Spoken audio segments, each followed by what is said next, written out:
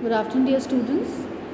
Today I'll be starting another poem by Arun Kolatkar, and the name of the poem is An Old Woman.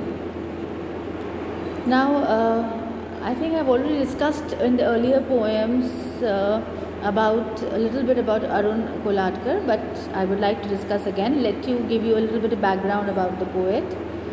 Arun Balakrishna Kolatkar was a poet from Maharashtra in India.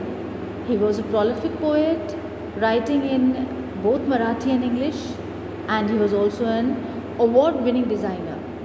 He won the Commonwealth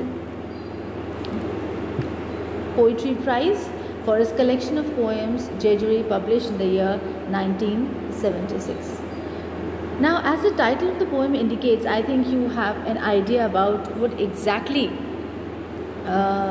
the poem is. It's a very simple indication is given to that the poem is about an old woman. Now, this poem describes a fairly typical experience.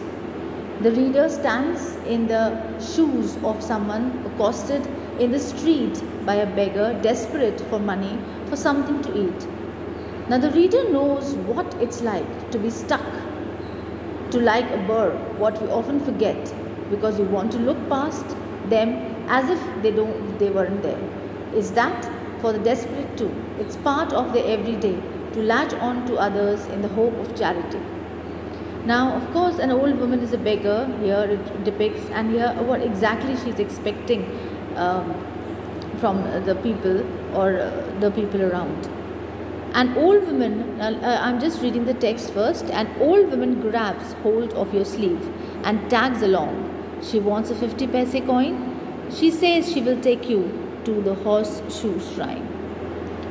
So the main theme of the poem is about keeping what is important in perspective. In this case, an old woman and the heritage, the land from which she comes. So here we are discussing these two things here. Now, this poem, An Old Woman, also follows a form of structure, that is 3 line stanzas are there, or triplets we can say. The lines are short but always with a pattern of 2 stressed syllables. The final line of the poem varies with a single stress decisively, bringing the poem to an abrupt stop. So, most of the words in this poem are monosyllabic, of course. The narration is in the 3rd person. The words are imagery, and imagery are used in the poem is stark and realistic. So, this is a little bit about the structure of the poem. Now, the poet uses the image of an mendicant old woman to symbolize the decay in society which he is trying to convey through the poem. What kind of a decay in society Arun Kolatkar talks about here? Okay. Now, here the tendency for the accosted is to shake off the attention. The norm for the beggar is to be shaken off. But here, in this poem, there is a notable turn towards compassion. The speaker looks clear through the bullet holes she has for her eyes. The bullet holes she has for her eyes. You look through and past her, but as you do, what you look at begins to shatter, and it's only the shatterproof crone who stands alone. It is then that the bullet hole eyes take on their significance. It is at this point you recognize her wounds, the battles she may have fought and lost.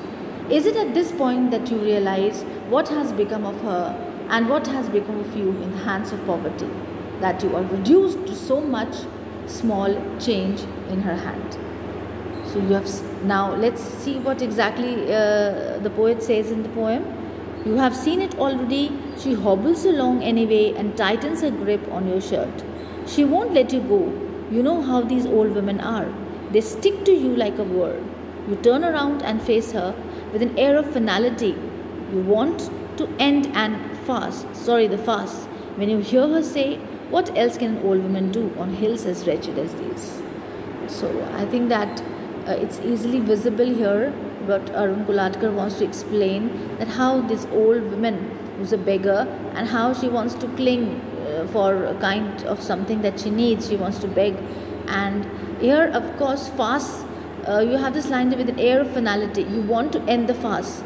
You know what's fast? Fast is a kind of a situation which is quite comic and artificial, something which is made up. So it's a farcical kind of a situation, but of course it's not comical at all.